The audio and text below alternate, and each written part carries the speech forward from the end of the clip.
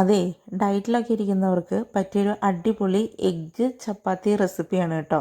ആക്രാന്തം കൂടിയിട്ട് പിടിച്ച് കടിച്ചിട്ട് വായൊക്കെ പൊള്ളിപ്പോയെങ്കിലും നല്ല അടിപൊളി ടേസ്റ്റാണ്. ഗാർലിക്കിൻ്റെ ടേസ്റ്റൊക്കെ ഇഷ്ടപ്പെടുന്നവർക്ക് ഒരുപാട് ഇഷ്ടമാവും കേട്ടോ ഈ റെസിപ്പി. അപ്പോൾ ആദ്യം ഒരു ചീഞ്ചട്ടി എടുത്ത് അടുപ്പത്ത് വെച്ച് അതിനകത്തേക്ക് വളരെ കുറച്ച് മാത്രം ഓയിൽ ഒഴിക്കുക. എന്നിട്ട് അതിനകത്തേക്ക് വളരെ കുറച്ച് മാത്രം ഇഞ്ചി വെളുത്തുള്ളി പേസ്റ്റ് ഇടുക കേട്ടോ. എന്നിട്ട് അതൊന്ന് ജസ്റ്റ് ഒന്ന് സോട്ട് ചെയ്ത് അതിൻ്റെ പച്ചമണമൊക്കെ ഒന്ന് മാറി ജസ്റ്റ് ഒന്ന് ഡ്രൈ ആയി തുടങ്ങുമ്പോൾ അതിനകത്തേക്ക് നമുക്ക് ആവശ്യത്തിന് സബോള ഇടുക. ഞാനൊരു സബോളയായിട്ട് എടുത്തിട്ടുള്ളൂ. അതും ഇട്ട് നല്ലോണം ഒന്ന് സോട്ട് ചെയ്തെടുക്കുക. ഈ സമയത്ത് വേണമെങ്കിൽ കുറച്ച് ഉപ്പ് വേണമെങ്കിൽ ഇട്ട് കൊടുക്കുക കേട്ടോ. എന്നിട്ട് അതൊന്ന് സോട്ട് ചെയ്തതിന് ശേഷം അതിനെ ഇങ്ങനെ നല്ലോണം ഒന്ന് നിരത്തിയിട്ടിട്ട് അതിനകത്തേക്ക് 2 മുട്ട പൊട്ടിച്ചൊഴിക്കുക. ഞാൻ 2 മുട്ട എടുത്ത് നിങ്ങൾക്ക് കൂടുതൽ വേണമെങ്കിൽ എടുക്കുക കേട്ടോ.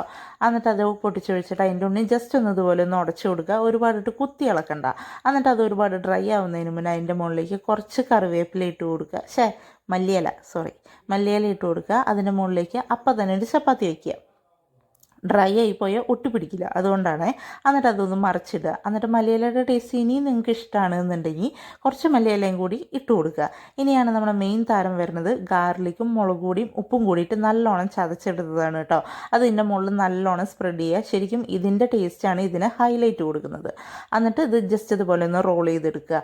അത്രേ ഉള്ളൂ. അടിപൊളിയാണ്. എല്ലാവരും ഒന്ന് ട്രൈ ചെയ്ത് നോക്കണം കേട്ടോ. പിന്നെ ലൈക്ക് ചെയ്യാനും സബ്സ്ക്രൈബ് ചെയ്യാനും മറക്കണ്ട കേട്ടോ.